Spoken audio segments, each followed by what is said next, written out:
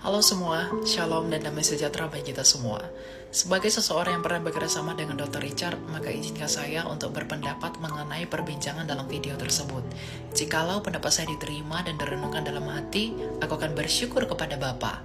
Tapi jikalau pun tidak, aku akan tetap bersyukur karena Ia mengizinkan aku untuk membuat video ini.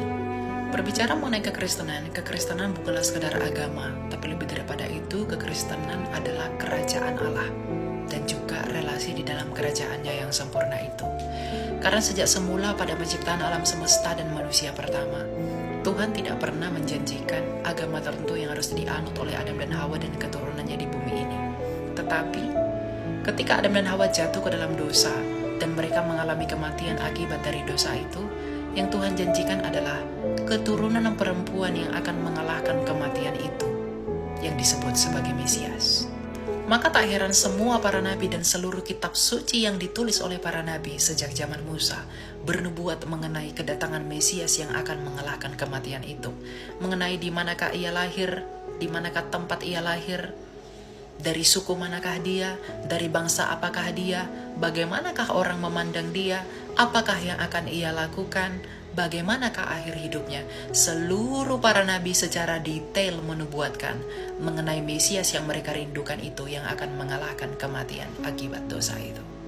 Dan 2000 tahun lalu lahirlah seorang pria miskin yang terbiasa hidup menderita dan sengsara dari Nazaret yang bernama Yesus yang disebut Kristus, di mana tempat kelahirannya, cara hidupnya, kematiannya, dan akhir hidupnya persis seperti yang dinubuatkan oleh para nabi ribuan tahun sebelum ia dilahirkan sebagai manusia.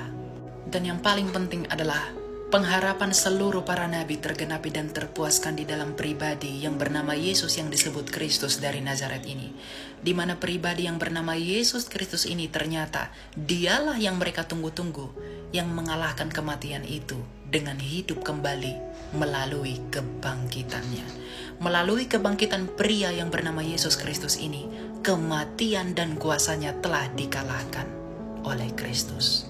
Di mana terkalahkannya kematian dan juga kuasa dosa melalui kebangkitan Yesus Kristus menjadi kabar sukacita dan angin segar bagi seluruh keturunan Adam di bumi ini, di mana seluruh keturunan Adam yang telah berdosa dan harus mengalami kematian kekal kini memiliki pengharapan kehidupan kekal melalui iman kepada Dia yang telah mengalahkan kematian itu, yaitu kebangkitan Yesus Kristus.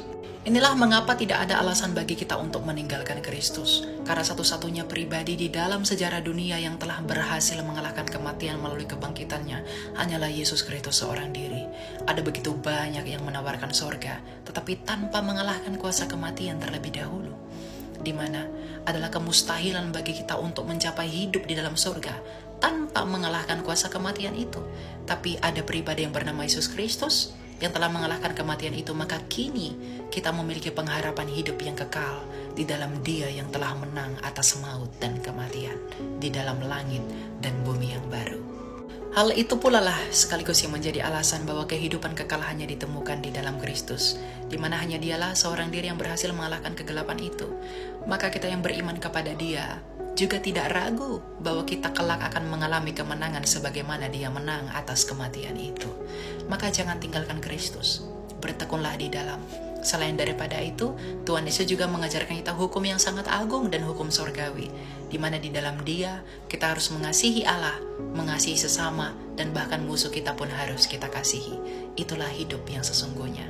Aku berdoa dan aku berharap Tuhan memberkati Dr. Richard dan keluarga dan kita semua, dan aku berdoa semoga Tuhan mengingat nama kamu di dalam kerajaannya kelak.